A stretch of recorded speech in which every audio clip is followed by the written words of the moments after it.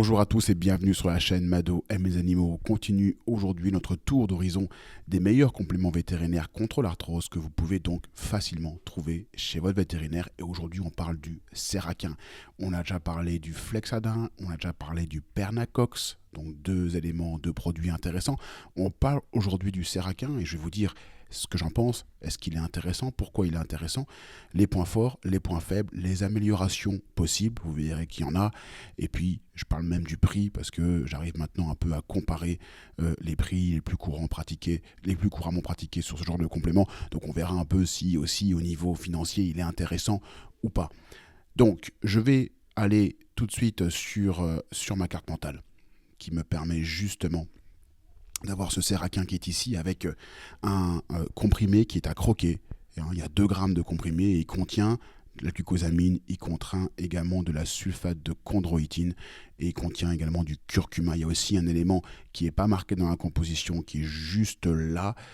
Ça sera la levure inactivée. On verra pourquoi c'est intéressant et on verra aussi si vraiment, juste pour le coup, si vraiment c'est intéressant, si c'est suffisamment dosé.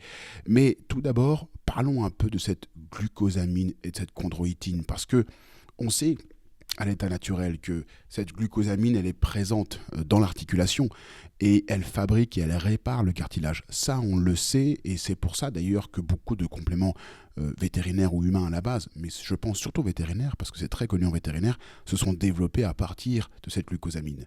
On sait aussi que la chondroïtine, elle a un autre rôle. Ici, elle agit sur l'élasticité du cartilage. Donc il y en a un qui fabrique et qui répare, et il y en a un autre qui donne de l'élasticité. L'élasticité, elle est vraiment intéressante, parce qu'on veut que l'articulation soit souple et qu'elle garde cette souplesse. Donc à l'état naturel, la chondroïtine présente dans l'articulation sert à ça. Le seul problème, c'est qu'il y a vraiment une controverse et j'ai répondu à des questions également que j'ai eues en commentaire. Mais effectivement, en 2022, il y a une étude assez costaud qui nous dit ces produits-là ne marchent pas. Et ils mettent justement dans cette étude-là en avant les oméga 3. À chaque fois, j'insiste en vous disant que les oméga 3 doivent être faits en priorité. Ce n'est pas la glucosamine et la chondroïtine que vous trouvez principalement dans les compléments vétérinaires que vous devez faire en priorité, bien évidemment, mais c'est les oméga 3 qui doivent être faits. Donc, est-ce qu'il faut continuer à les utiliser ? Souvent, ils sont mélangés à d'autres produits, donc j'ai envie de vous dire oui, mais sachez effectivement que leur efficacité est remise en question depuis déjà quelques années. Maintenant, dans ce comprimé de Seraquin, on va avoir donc du curcuma. Et le curcuma, il est vraiment intéressant. C'est aussi une épice qu'on va trouver généralement en Asie du Sud-Est, qu'on va trouver en Inde, très connue. On peut aussi l'utiliser nous-mêmes pour assaisonner les plats. Et on la nomme l'épice de la vie. Et là, pour le coup, au niveau des études, elle est très étudiée par la science et elle l'est toujours d'ailleurs, elle l'a été, elle l'est toujours. Et il y a un effet anti-inflammatoire très important. Il y a aussi un effet sur le foie qui n'est pas trop connu, mais c'est aussi une plante du foie qui est très importante. Et au niveau inflammation, il faut voir l'inflammation en général. Ce n'est pas que l'articulation, ça peut aussi être le cerveau, ça peut aussi être le cœur, ça peut aussi être le foie. Donc vraiment, un côté anti-inflammatoire très puissant, mais aussi anti-cancer aussi. J'en ai parlé sur ma chaîne déjà, qu'il fallait que vous pourriez, pas qu'il fallait, mais que vous pouviez donner régulièrement du curcuma pour avoir cet aspect anti-cancer digestif. Et d'ailleurs aussi, revenons à nos moutons avec l'effet contre l'arthrose. C'est aussi efficace sur l'arthrose du genou selon une étude que l'ibuprofène, que vous connaissez peut-être. Ibuprofène, je parle d'un genou sur humain. D'accord, c'est pas une étude de chien, mais il avait été démontré, et je vous montre peut-être cet article-là rapidement, il avait été démontré sur cet article ici, que je vous montre sous les yeux, qui avait une efficacité du curcuma aussi efficace que l'ibuprofène pour gérer l'arthrose du genou. Donc vraiment, ici, des éléments assez intéressants du curcuma et je pense que vous pouvez largement avoir gardé ça en tête et utiliser le Seraquin qui en contient. Et puis, on va avoir un dernier élément également. Un dernier élément, c'est ici les levures inactivées qui sont dans la composition. Et effectivement, c'est la fameuse levure du boulanger. Et ça, c'est une source de prébiotiques. C'est une source de bonne nourriture pour l'intestin. Et on sait que la bonne nourriture pour l'intestin, qu'est-ce qu'elle va permettre ? elle va permettre finalement de baisser l'inflammation. Et c'est pour ça que c'est intéressant de toujours aussi penser prébiotique et probiotique quand mon animal a de l'arthrose. C'est vraiment quelque chose qui va de plus en plus s'ancrer, j'avais envie de dire, dans les mœurs, et qui va être pris en compte parce qu'il faut qu'on ait des bonnes bactéries, il faut qu'on ait un intestin de bonne qualité pour justement avoir moins d'inflammation dans le corps et moins d'arthrose.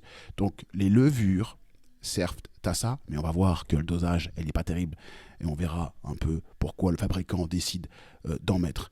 Donc si on parle du Seraca et des points forts, c'est clairement le curcuma et la levure inactivée.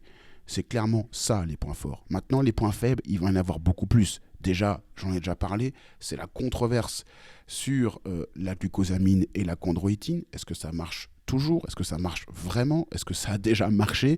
Il y a un peu un flou. Et depuis 2022, certains disent ça ne marche pas, arrêtez de le faire.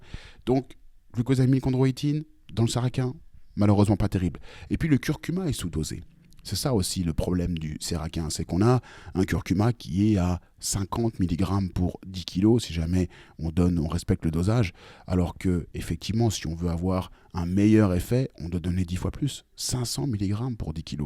Donc l'effet du curcuma ici est largement sous-dosé, et puis donc il y a aussi des levures, mais ça les levures, elles sont largement sous-dosées, donc on ne peut pas savoir s'il y a vraiment un effet sur l'intestin et donc sur l'inflammation générale. Certainement un effet ici pour l'appétence. On donne certainement de ces levures-là pour avoir un effet sur le goût. Donc, les améliorations possibles de ce Seraca, c'est peut-être passer au Seraca Oméga 3, qui existe d'ailleurs.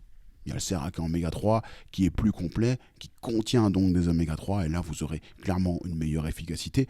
Et si on reste sur le Seraca, on peut toujours se dire, ok, moi je vais donner du curcuma en poudre, pourquoi pas, hein, pas directement, le goût est assez fort, mais en gélule, bien dosé.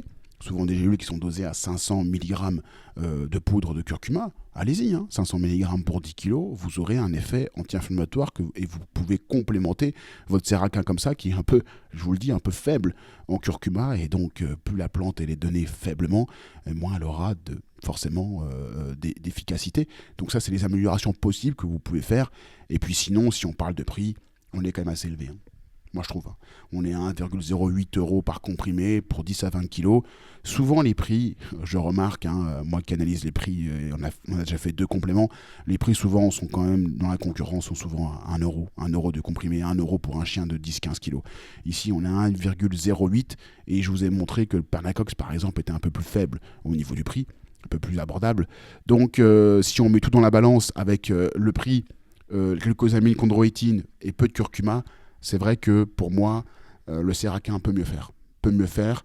Donc, faites les améliorations possibles ou, comme je le dis aussi régulièrement, n'hésitez pas à changer de complément. Ça ne veut pas dire que le Seraca est mauvais, vous pouvez l'utiliser, surtout si vous avez vu une amélioration, mais n'hésitez pas à justement parfois à se dire ok, je vais passer sur un autre complément et puis je reviendrai sur mon Seraca un peu plus tard pour continuer et pour pas on va dire l'arrêter, surtout si j'ai remarqué de l'amélioration lorsque je l'ai utilisé.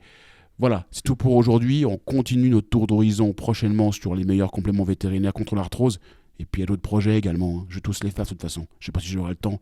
Si j'aurai le temps, je vais tous les faire. Après, on fera du rein, on fera du cœur, on fera tout. On fera tout ce qui est possible, tout ce que vous pouvez trouver chez votre vétérinaire pour améliorer donc la santé au naturel. À très vite pour d'autres contenus sur la chaîne Mado et mes animaux. Bye bye.